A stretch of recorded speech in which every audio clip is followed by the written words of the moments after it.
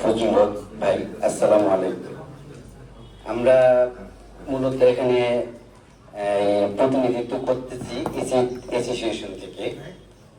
তো আমরা মোটামুটি আমাদের যে কমিটিটা এটা খুব বেশি দিনের না, 9-10 মাসের কমিটি।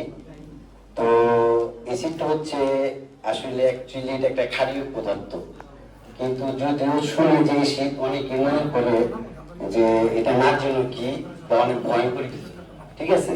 কিন্তু এসিড এমন একটা জিনিস, এটা আসলে সরাসরি কোনো ক্ষেত্রে ব্যবহার করা যায় না, প্রতিটা ক্ষেত্রে এটা ইউটিলাইজ করে তারপর ব্যবহার করা লাগে।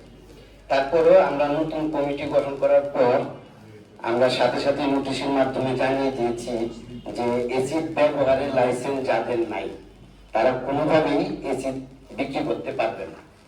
এটা আমাদের বারবার করা হয়েছে এবং ইনশাল্লাহ গত 9-10 মাসে আমরা এই দিক থেকে কোনো ধরনের কোনো মানে কোনো এই কোনো অকারেন্স হয়েছে এগুলো আমরা জানি না।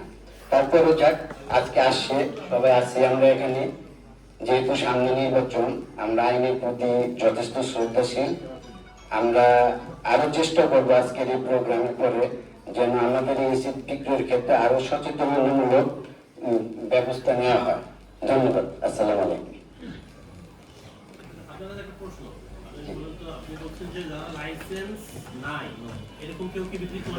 না না, আমি বলছি যারা লাইসেন্স নাই তারা ব্যবহার করতে পারবে না।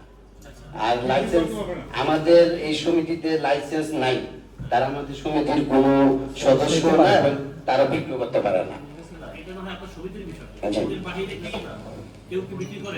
না, সমিতির বাইরে যদি অনেক সময় কিরকম আমি যেমন বলি যে ধরেন আমাদের কেমিক্যাল মার্কেটে কেউ 15টা আইটেম নিতে আসছে, সেক্ষেত্রে দেখা যায় যে 12টা আইটেম অ্যাভেলেবেল আছে, তো সেখানে একটা এসিড আইটেম আছে।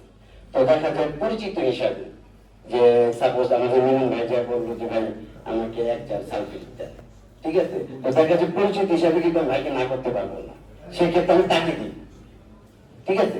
দেন উনি কাকে দিল বা কিভাবে হলো এটা জাস্ট পরিচিতির ক্ষেত্রে, কিন্তু আমাদের এই সমিতির মধ্যে আমরা যারা আছি তারা লাইসেন্সের বাইরে করে আমরা মাল সেল করি না। যদি করতে পারি বা জানি আমরা অবশ্যই তাদেরকে সচেতন করি, এবং আপনারা যারা আছেন যদি এই ধরনের কিছু পান আপনারা অবশ্যই আইনের ব্যবস্থা নেবেন। আপনি কিভাবে মেইনটেইন করেন? মানে আমি যদি ধরেন আপনার কারখানা যাই বা আপনার এটা যদি আমি দেখতে যেতে চাই, আপনি আমাকে কিভাবে বুঝাবেন যে আপনি সঠিকভাবে এটা মেইনটেইন করছেন? না, আমার প্রথম কথা হচ্ছে আপনার ব্যবহারের লাইসেন্স থাকা লাগবে।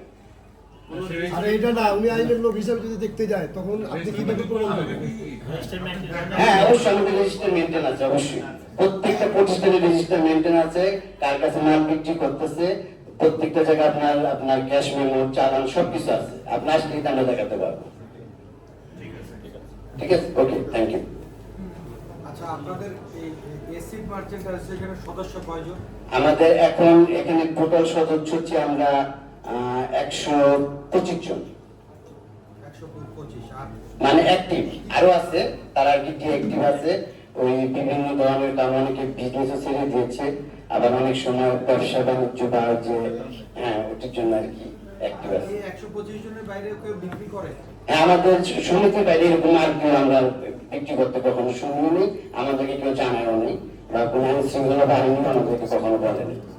আর এই কেমিক্যাল এন্ড পারফিউমারি আর মার্চেন্ট আপনাদের মেম্বার 2000 প্লাস সারা বাংলাদেশে তো এখানে আছে 1200 সারা বাংলাদেশে।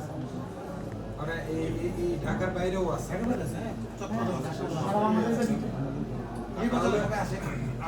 আপনারা তো সবচেয়ে বড় সংস্থা, আপনারাই একটা মেসেজ এটা দিয়ে দেন যে আপনাদের সকল সদস্যকে সবাই যেন বিক্রির ক্ষেত্রে একটু সতর্কতা।